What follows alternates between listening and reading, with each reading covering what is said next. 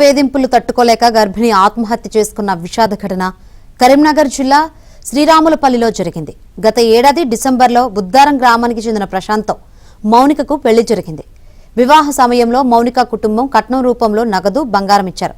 అయినా పెళ్లైన తర్వాత భర్త ప్రశాంత్, అత్త కుటుంబ సభ్యులు అదనపు కట్నం కోసం వేధించారని మౌనిక కుటుంబ సభ్యులు ఆరోపిస్తున్నారు. మౌనిక మృతిపై పిఎస్లో బాధిత కుటుంబం ఫిర్యాదు చేసింది. ప్రశాంత్ కుటుంబ సభ్యులపై కఠిన చర్యలు తీసుకోవాలంటూ మౌనిక కుటుంబ సభ్యులు డిమాండ్ చేస్తున్నారు.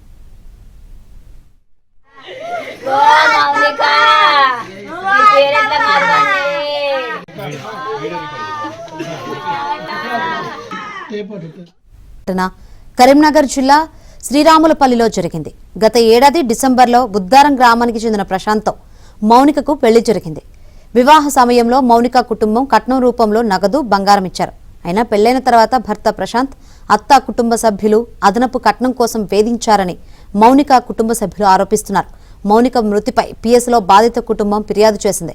ప్రశాంత్ కుటుంబ సభ్యులపై కఠిన చర్యలు తీసుకోవాలంటూ మౌనిక కుటుంబ సభ్యులు డిమాండ్ చేస్తున్నారు.